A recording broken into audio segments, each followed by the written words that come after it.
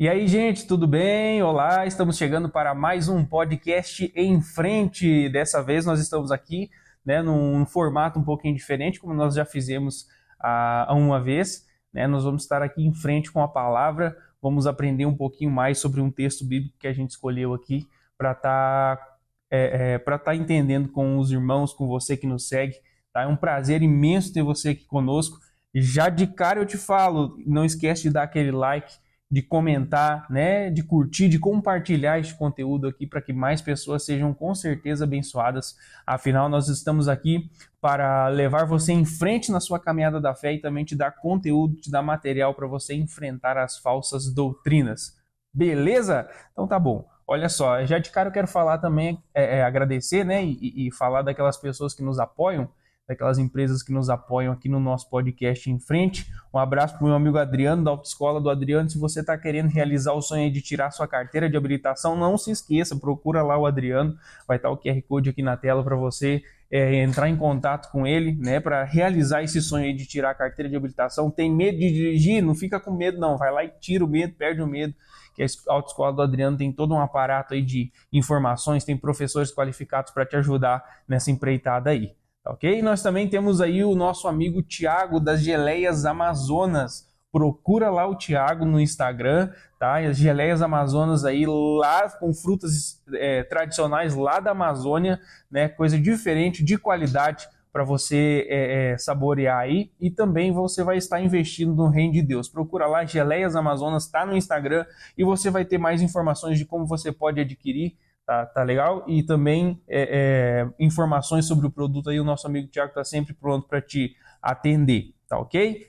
Nós temos também o nosso amigo e pastor Flaviano, né, que é psicanalista também. Então, se você está precisando aí de uma ajuda, tá sobrecarregado, né, eu sempre digo que não é coisa de louco, tá bom? Se você está sobrecarregado, né, tá precisando de alguma ajuda aí na área da saúde mental, cuide da sua mente, procura aí o pastor Flaviano, psicanalista, que com certeza ele vai ter material aí, ele vai ter conhecimento para te ajudar a sair dessa situação que talvez você se encontre aí, tá ok? Eu sempre digo que os remédios eles fazem parte, né, mas não são tudo. Então procura aí, vai lá, enfrenta esse problema aí que você está passando, que eu tenho certeza que você vai sair vencedor em nome de Jesus, tá ok?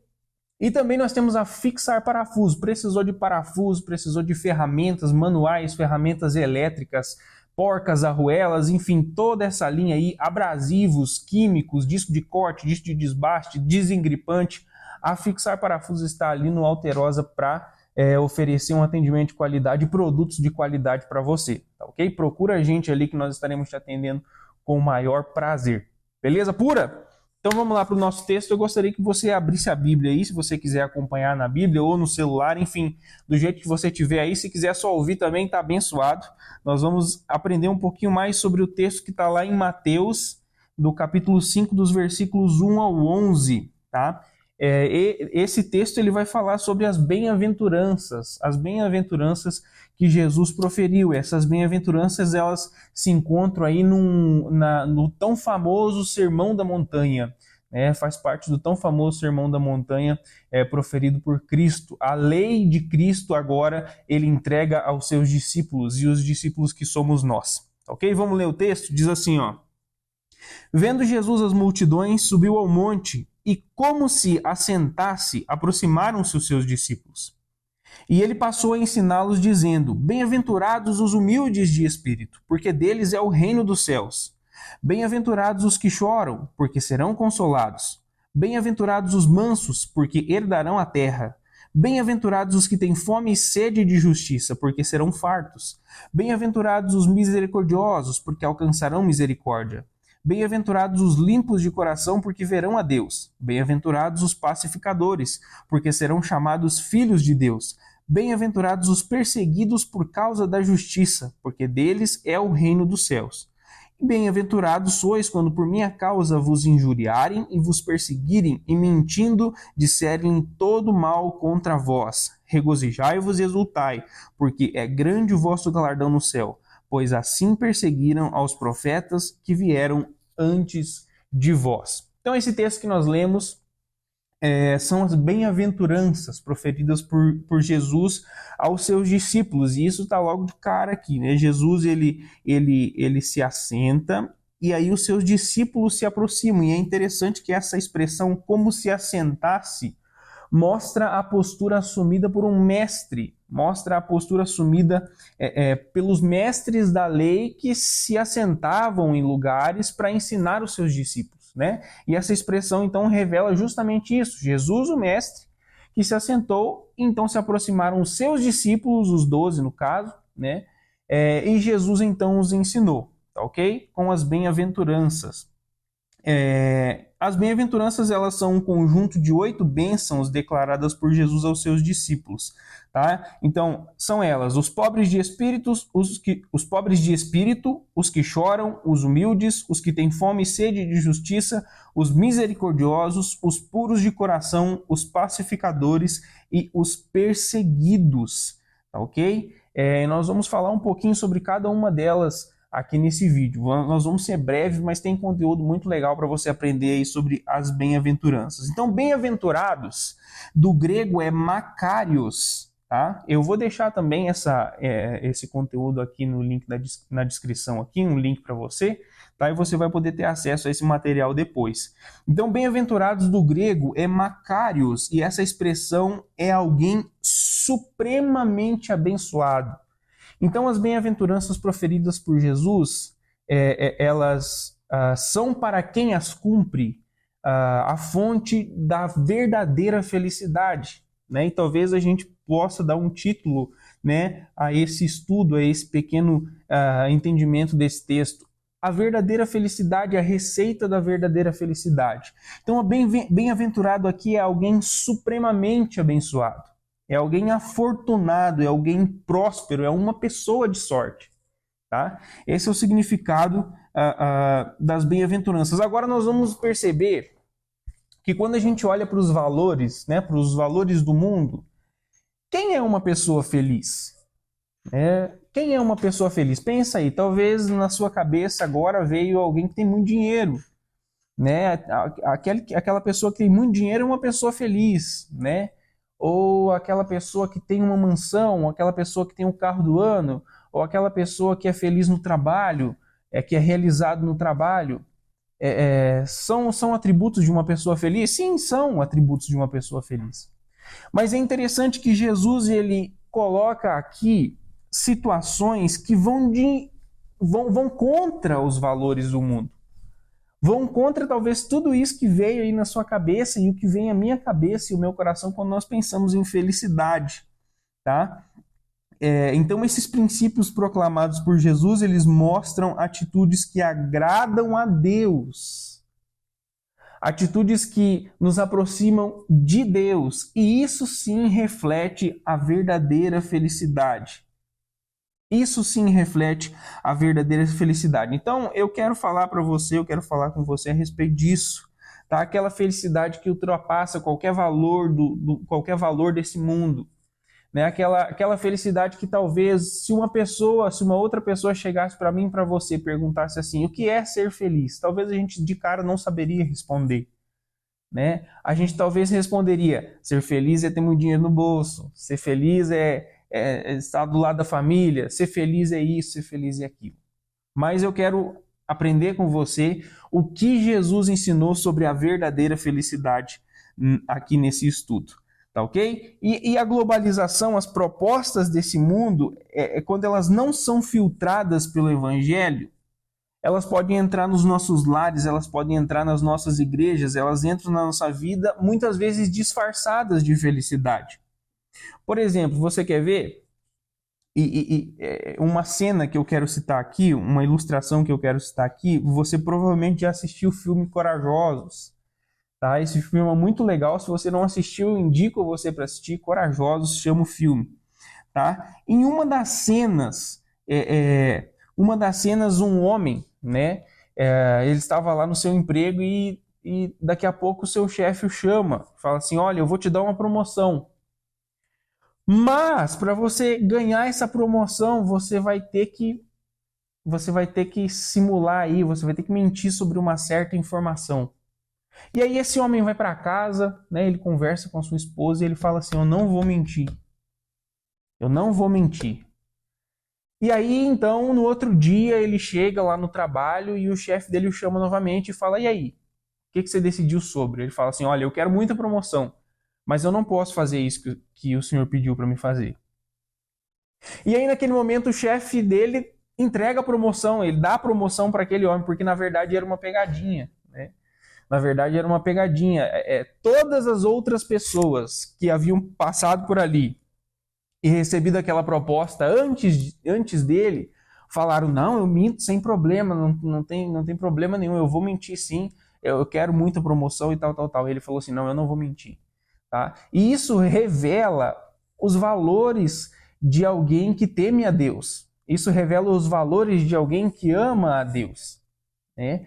Isso revela os valores que estão contidos na receita da verdadeira felicidade, ao qual nós iremos aprender nessa noite. Jesus, então, em contraponto a tudo que o mundo pode oferecer, mostra quem é feliz de verdade. Jesus, ele mostra aqui quem é feliz de verdade. Então, a primeira das bem-aventuranças é: bem-aventurados os humildes de espírito, ou talvez na sua tradução aí está escrito: bem-aventurados os pobres de espírito, porque deles é o reino dos céus. Eu me lembro que eu estava cantando uma canção certa vez, não lembro qual canção que era, mas ela falava justamente isso a respeito, ela usava os termos pobres de espírito, e alguém me ouviu cantando essa música e falou assim, mas como assim pobres de espírito? Nós devemos ser ricos de espírito, nós devemos ser afortunados de espírito. E muitas vezes essa expressão ela nos confunde. Então, para a gente começar, eu queria entender com você o que não significa ser pobre de espírito. Em primeiro lugar, ser pobre de espírito não significa pobreza financeira. Tá? Então você que é rico, esse texto aqui ele não está te julgando, tá? Ser pobre de espírito não significa pobreza financeira, tá? Francisco de Assis, ele foi o patrono daqueles que se trancavam lá, né, nos mosteiros e ficavam lá, vendiam tudo que tinham, vendiam os seus bens, se trancavam lá nos mosteiros e ficavam lá vivendo amargamente até a morte. Tá? Então não é disso que Jesus está falando. Não é a questão ter muito dinheiro que Jesus está condenando ou está falando aqui quando ele diz que nós devemos ser pobres de espírito. Então, primeira coisa, não significa pobreza financeira. Segunda coisa, não significa ter uma vida espiritual escassa. Ser pobre de espírito não significa ter uma vida espiritual escassa. De forma nenhuma, Jesus está falando, olha, parabéns, você tem uma fé fraca. É isso que eu quero que você tenha, uma fé fraca. Eu quero que você tenha pouco relacionamento comigo. Não é isso que Jesus está falando de maneira nenhuma. E por fim, também não é ter uma autoestima baixa. Quando Jesus fala assim, olha, bem-aventurados ou felizes os pobres de espírito, Jesus não está dizendo para você andar por aí dizendo, ó dia, ó noite, com a sua estima baixa, em autocomiseração, eu não sou nada, eu não sou ninguém. Não é isso que Jesus está falando, né? Então, o que Jesus... Vamos entender o que Jesus está querendo ensinar ao dizer que nós devemos ser pobres de espírito, tá? Ser pobre de espírito significa reconhecer as suas próprias falhas, significa depender totalmente de Deus. Porque, pensa só, aqueles que se sentem totalmente satisfeitos, talvez você está me ouvindo aí, e você está me assistindo, me ouvindo, você é aquela pessoa que, né, se sente satisfeito, fala, eu sou o melhor, tá? Acha que pode viver bem sozinho, acha que você não precisa de nada e nem ninguém. Esse tipo de pessoa, essas pessoas jamais irão procurar a Deus. Porque sentem-se satisfeitas e realizadas em si mesmas. Jamais alguém assim irá procurar a Deus. Jamais alguém assim irá reconhecer que Deus é soberano. Então somente reconhece a Deus aquele que entende a posição que está. Apenas quando uma pessoa reconhece a sua pobreza é que ela vem para Jesus. Somente quando uma pessoa reconhece a sua pobreza, a sua miséria, reconhece que é pobre de espírito, que sem Deus não dá, é que ela se achega a Ele. Então, aqui, além de tudo, além do ensinamento poderoso e profundo, Jesus está dando uma base para os demais ensinamentos a seguir. Porque quem não reconhece a sua miséria jamais busca consolo em Deus. Quem não reconhece a sua miséria, quem é autossuficiente em si mesmo, jamais reconhecerá a glória de Deus, ou terá misericórdia, ou até mesmo buscará justiça. Jesus está dando uma base aqui para os seus ensinamentos. E é interessante, eu gosto muito de pegar as palavras no original. Tá? E no grego existem dois tipos de pobreza. Tá? Existem duas palavras para pobreza. Existe aquele pobre que não tem tudo na vida, porém não tem falta de nada. Você já viu esse? Aquela pessoa que diz assim, olha, eu sou pobre, mas se ela precisa de algo, ela tem.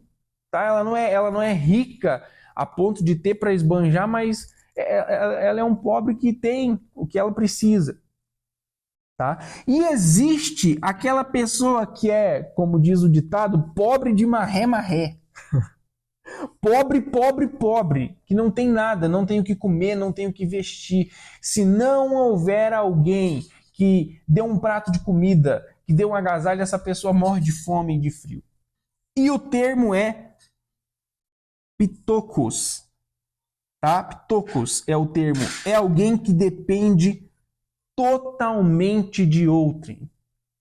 É alguém que depende totalmente de mendicância. E quando o texto diz, bem-aventurados os pobres, é desse pobre que o texto está falando. É desse pobre, o pobre de marré-marré que o texto está se referindo. Então, qual tem sido a nossa postura diante de Deus e dos homens? De dependência ou de autossuficiência? Qual tem sido a nossa postura diante de Deus? Tá? Então, eu acho que é um ensinamento muito bacana para as nossas vidas e dele provém a verdadeira felicidade. A verdadeira felicidade provém de dependermos totalmente de Deus. A verdadeira felicidade depende de nos humilharmos diante de Deus. Dependermos da sua soberania, da sua vontade. Daí provém a verdadeira felicidade. A segunda bem-aventurança é os que choram. Então, quando a gente olha, mas como é que pode ser feliz chorando? Será que agora eu vou ter que andar chorando o tempo todo? Como é que pode alguém ser feliz chorando? Será que agora tudo na minha vida vai ter que ser tristeza, tristeza e tristeza? Olha, dentro da base estabelecida por Jesus, somente aquele que reconhece, somente aquele que depende de Deus, que sabe que é pecador e necessita de ajuda, alcança misericórdia, alcança salvação. E o texto de Mateus capítulo 5, versículo 4 vai dizer que bem-aventurados são os que choram, porque serão consolados. Bem-aventurados são os que choram, porque serão consolados. Então o Espírito de Deus, ele é o nosso consolador, ele é o único que nos pode dar conforto verdadeiro, consolo verdadeiro. Aquele que tem poder de interpretar as minhas e as suas lágrimas e transformar em orações é o Espírito Santo de Deus. Lembra-se do Salmo que diz que o choro pode durar uma noite, mas a alegria vem pela manhã?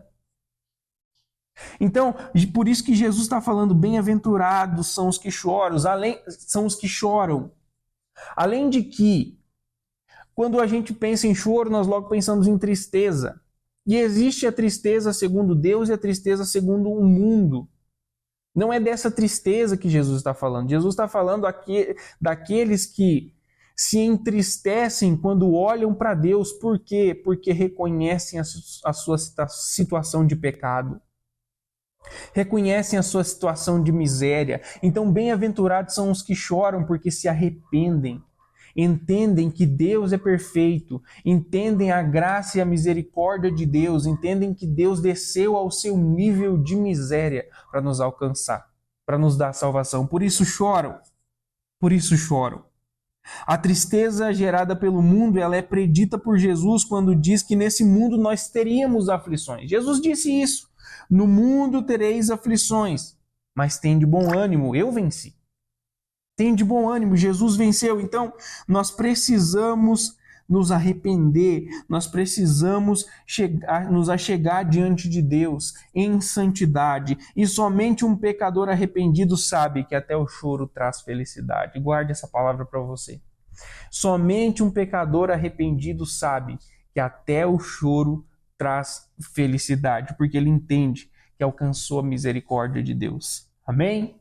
Olha só, terceiro, bem-aventurados os mansos. Bem-aventurados os mansos, porque herdarão a terra. Olha só, no Novo Testamento a expressão é prautes, tá? Como eu disse para você, talvez você não está entendendo os termos aqui no grego, mas esse texto vai estar disponível para você, você vai poder ter acesso a essas informações. Então, com base nessa palavra, o termo mansidão significa força sob controle. Tá? Olha que legal.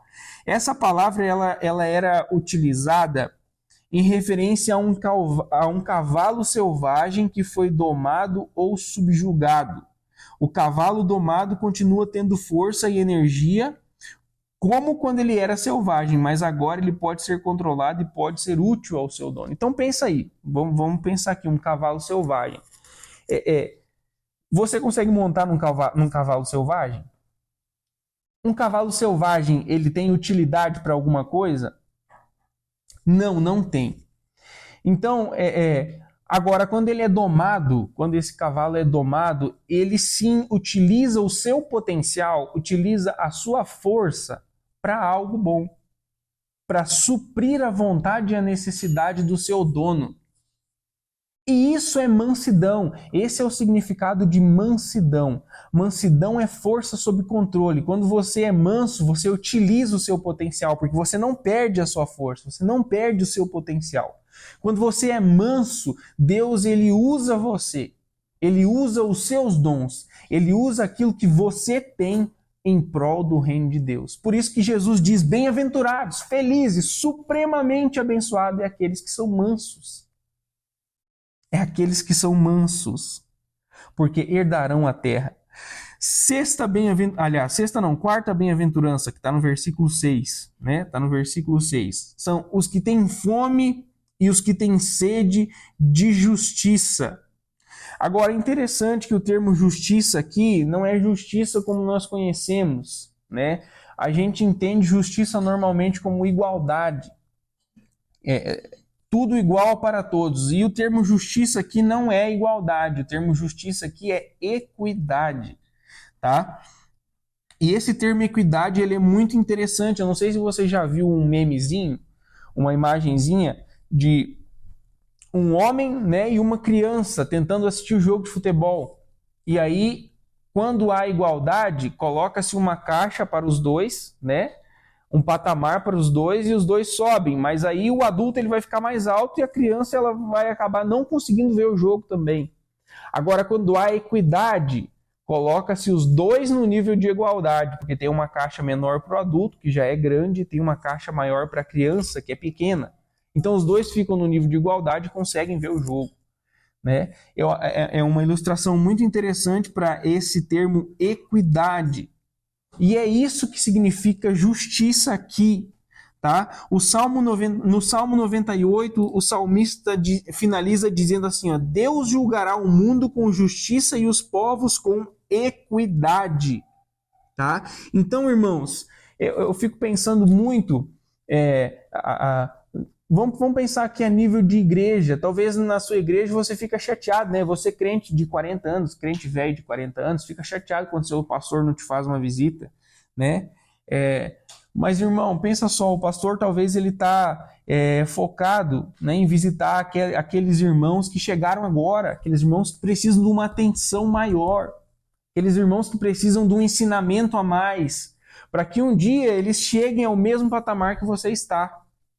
E vocês juntos possam caminhar como igreja, como comunidade, tá? Ou talvez na sua empresa, né? Aí na sua empresa você fica com ciúmes porque o seu chefe deu um pouquinho mais de atenção, o seu chefe fez alguma coisa por aquele que precisou, aquele que teve necessidade. Não fique chateado com isso. Não fique chateado com isso, porque ele está usando de equidade. Essa é que é a verdadeira justiça, essa é que é a justiça exprimida ou imprimida pela palavra de Deus. equidade. Não é tudo igual para todos. É suprir a necessidade de todos para que todos sejam iguais. Esse é o termo equidade. E o texto diz que nós devemos ter fome e sede. Fome e sede para que isso aconteça.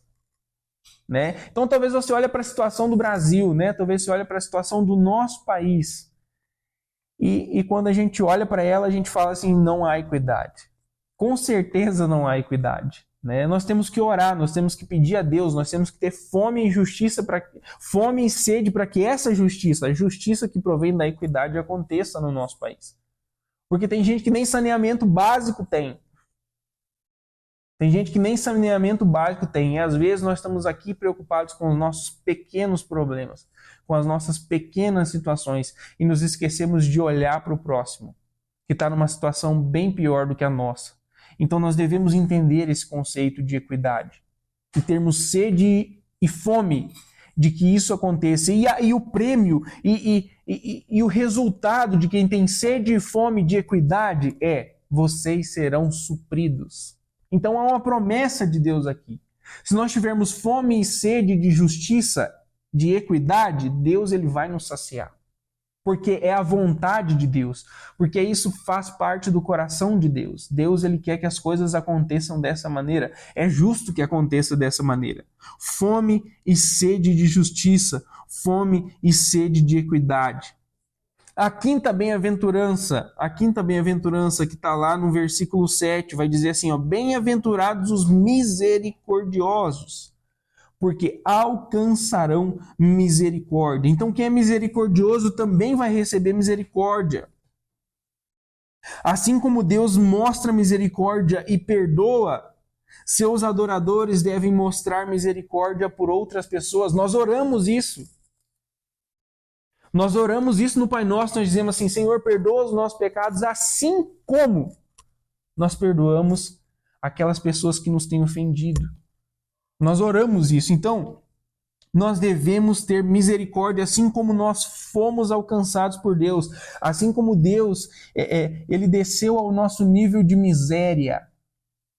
Assim como nós somos alcançados pelo Senhor, nós devemos ter misericórdia das outras pessoas. E a gente é campeão em levantar a nossa espada, né? E dizer assim, esse não merece salvação, esse não merece nada, esse merece ir para o inferno.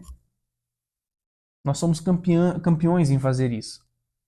Nós somos campeões em julgar as pessoas. Por isso, graças a Deus, Deus não deixou essa incumbência a mim e a você, querido. Deus não deixou a incumbência de julgarmos ninguém. Somente Ele pode fazer isso. Somente Ele pode julgar o destino de um ou de outro. Somente Ele. Nós não temos essa capacidade, porque a nossa justiça é falha. A nossa justiça é falha. Nós julgamos com a lente, nós julgamos com a cosmovisão humana e não com a cosmovisão divina. A justiça para Deus, a misericórdia para Deus é tudo, sabe? Deus teve misericórdia de nós e eu gosto muito da definição de misericórdia que diz o seguinte: misericórdia é Deus não nos dar o que nós merecíamos. Misericórdia é Deus não nos dar o que nós merecíamos. Nós merecíamos o inferno, nós estávamos caminhando para o inferno. E Deus nos resgatou. Deus nos deu salvação. Então você que está aí nos assistindo, talvez você ainda não entregou a sua vida para Jesus. Você ainda não entende esse conceito de misericórdia. Se você não entregar a sua vida para Jesus e viver de acordo com os seus preceitos, você está caminhando para o inferno. Você está caminhando para a perdição eterna. E Deus, ele quer te salvar. Agora você precisa entregar a sua vida a Ele. Misericordiosos. Eu e você, irmãos, nós somos convidados a exprimir este mesmo amor com que nós fomos alcançados para as outras pessoas. Os misericordiosos serão felizes. Você já viu aquele versículo ou ouviu aquele versículo que diz assim, melhor é dar do que receber? Isso é ter misericórdia. É melhor estar numa posição de dar, porque é felicidade. Isso é felicidade. Melhor estar numa posição de poder abençoar, porque fomos abençoados. Só pode abençoar quem foi abençoado. Eu e você recebemos misericórdia. Então não entregue justiça própria se você recebeu misericórdia. Não entregue justiça, não entregue condenação se você recebeu misericórdia. Entregue amor, entregue misericórdia. Não deixe de falar a verdade, é claro, mas entregue essa verdade com amor, porque uma verdade não dita em amor, ela não tem o seu efeito. Amém? Sexta bem-aventurança, que está lá no versículo 8. Bem-aventurados os limpos ou puros de coração, porque verão a Deus. Quem é puro de coração, querido, receberá a bênção de ver a Deus. E aí eu quero te perguntar logo de cara: há felicidade maior do que ver a Deus? Há felicidade maior do que ter a certeza que você viveu uma vida tão pura, que você se dedicou a purificar os seus caminhos, a viver em santidade? Há felicidade maior em ter a certeza de que você verá a Deus? Hebreus vai dizer: sem santidade ninguém verá a Deus. Então é necessário que nós sejamos santos, é necessário que nós purifiquemos os nossos corações, é necessário que nós purifiquemos as nossas mentes, é necessário que nós vivamos uma vida longe da sujeira e da degradação do pecado. Isso é ser feliz de verdade. Isso é ser feliz de verdade, é vivermos com a certeza de que veremos o Senhor, é vivermos com a certeza de que veremos a Deus.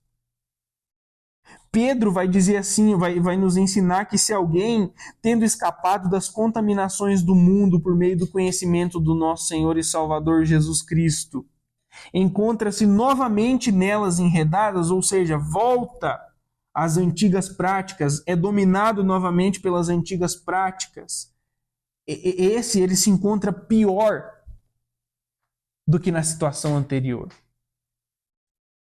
Aí tem o tão famoso provérbio, né? O cão volta ao seu vômito, a porca lavada volta a revolver-se na lama. Isso está lá em 2 Pedro, capítulo 2, versículos 20 a 22. Então, se você já se encontrou com Cristo, queridos, viva uma vida progressiva de santidade. Santifique-se a cada dia, purifique-se a cada dia. Não permita-se cair novamente em pecado, cair novamente nos erros do passado. Não, viva uma vida de santidade, porque você verá a Deus e isso sim é felicidade verdadeira. Sétima bem-aventurança, os pacificadores. Como eu falei para você, eu gosto muito de procurar os termos originais, tá? E toda vez que eu procuro, eu fico assim, com um entendimento maior do que o texto quer dizer. E o termo pacificadores é eirenopóios, e ele significa conciliador, o embaixador que vem para trazer paz. Então, queridos, essa bem-aventurança para mim e para você que entregamos a nossa vida ao Senhor Jesus, ela não é só uma bem-aventurança, ela é um ministério. Ela é um ministério. Deus, ele nos reconciliou consigo mesmo. Ele imputou a nós a mesma obra de reconciliação. A magnífica obra de reconciliação que é criada e gerida por Deus passa, então, a ter a igreja como parte dela. A ter eu e você como parte dela. E olha como isso é sério. O texto diz que é como se Deus exortasse por nosso intermédio. Qual o texto? O texto de 2 Coríntios, capítulo 5, versículos 18 ao 21. Tá? Você pode procurar aí 2 Coríntios, capítulo 5, dos versículos 18 ao 21. Esse texto vai dizer que é como se Deus exortasse por nosso intermédio. Olha como isso é sério. Então, queridos, a felicidade dos pacificadores é serem chamados filhos de Deus. Jesus, ele veio para estabelecer a paz entre as pessoas. E Deus para consertar a forma como nos relacionamos com as outras pessoas. Então, Jesus, ele veio para trazer paz com Deus e paz nos relacionamentos. E ele nos chama a sermos pacificadores, ele nos chama a vencermos o mal com o bem, o ódio com o amor, a guerra com paz. Isso está lá em Romanos 12, 21. Então os verdadeiros filhos de Deus, eles amam a paz. Os verdadeiros filhos de Deus, eles reconhecem a sua total dependência a ele e têm o interesse de que outras pessoas também alcancem paz e dependência de Deus. Felizes são essas pessoas. Oitava e última bem-aventurança, nós já estamos caminhando para o final. Bem-aventurados os perseguidos. Então, quem é perseguido por causa da justiça e do amor a Jesus receberá uma grande recompensa do céu. O mundo não compactua com os seguidores de Jesus, porque o mundo jaz do maligno. Mas o sofrimento aqui na terra não é nada comparado com a recompensa no céu que Deus preparou para seus filhos perseguidos. Quando nós olhamos para a história da igreja, nós vemos pessoas morrendo, pessoas dando as suas vidas, ou dá a sua vida ou nega a Cristo. E essas pessoas entregavam as suas vidas por amor a Deus, porque entendiam isso, entendiam que a glória que há de vir, ela nem se compara com qualquer sofrimento ou perseguição desse mundo. Nós seríamos tão felizes se nós conseguíssemos entender esse princípio, se nós conseguíssemos inculcar isso nas nossas mentes, de que qualquer coisa que esse mundo nos proporcione, qualquer dificuldade, qualquer situação que esse mundo nos proporcione, não se compara com aquilo que viria, com aquilo que há de vir. Que viria não, que virá, porque é certo que virá. É certo que virá. Então, agora, olha que existe algo muito interessante nesse texto.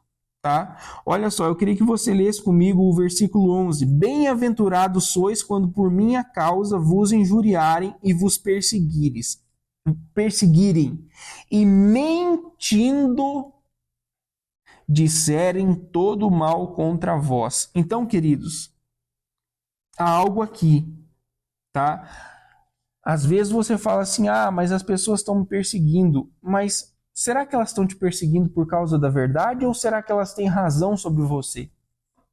Será que estão me perseguindo por causa da verdade ou elas têm razão sobre mim? Porque a condição aqui é essas pessoas estarem mentindo, essas pessoas estarem caluniando. Essa é a condição. Então, aqui fica evidente o caráter de um seguidor de Cristo. Porque falam todo tipo de coisas dos crentes, mas é necessário que isso tudo seja mentira. É necessário que hoje que isso tudo seja mentira e não verdade. E hoje existe um estereotipo de pastores, né, e de crentes, e que muitas vezes não é mentira, muitas vezes é verdade. Tá? Eu creio que existem pessoas que talvez estão aí na mídia, né, pessoas que estão em cima dos altares, nos ministérios de louvores, pessoas que estão em todos os lugares e elas um dia chegarão diante de Deus e falarão assim diante de Deus, Senhor, mas falaram isso de mim, mas Deus vai olhar para elas e falar assim, mas meu filho, é verdade. E você sabe que é verdade. Então, querido, a perseguição tem que ser pela verdade e não pela mentira. E Jesus fala, esses são felizes, queridos, porque não há maior felicidade do que estar com Jesus. Não há maior felicidade do que entregar a sua vida ao Senhor Jesus e viver em integridade e viver o verdadeiro e único evangelho. Não há maior felicidade do que isso. Felicidade que não está pautada nos valores terrenos, nos bens adquiridos aqui. Como eu disse para você, eu não tenho nada contra ter bens. Não tenho nada contra ter muito dinheiro. E nem a Bíblia. A Bíblia não tem nada contra isso. A Bíblia tem algo contra você ter o coração nisso. A Bíblia fala, não ajunteis tesouros aqui na terra. Está falando de onde está o seu coração. A Bíblia fala, junteis tesouros lá no céu, porque lá a traça e a ferrugem não corrói. Então, aonde está o seu coração? Você é feliz de verdade? Ou será que a sua felicidade está pautada em algo que é terreno e passageiro? Será que a sua felicidade está pautada no dinheiro? Será que a sua felicidade está pautada nas pessoas? E aí muita gente se decepciona com as pessoas e aí a sua felicidade vai por água abaixo. Mas se a sua felicidade estiver pautada em agradar ao Senhor, se a sua felicidade estiver pautada em viver a vontade de Deus, querido, Ele jamais te decepcionará. Ele jamais te deixará na mão. Ele jamais vai te abandonar. Então, queridos, ame ao próximo. Odeie o pecado, chore, se arrependa. Entregue a sua vida, tenha a sua força controlada pelo Espírito Santo de Deus, ame a justiça, seja misericordioso, tenha um coração puro, empenhe-se em reconciliar as pessoas com Deus. E se você for perseguido, seja perseguido por causa da verdade e não por causa da mentira. Essa, queridos, é a verdadeira receita da felicidade. Essa é a verdadeira receita da felicidade. Eu espero ter abençoado a sua vida. Eu espero que você aprenda um pouco mais da palavra de Deus ao assistir esse vídeo, né? Ao ouvir essa mensagem, que você possa ser abençoado em nome de Jesus. Lembre-se, nós estamos aqui para fazer com que você siga em frente na sua caminhada da fé e também que você vença os falsos ensinamentos, as falsas doutrinas com a boa doutrina da fé. Em nome de Jesus. Deus abençoe e até a próxima.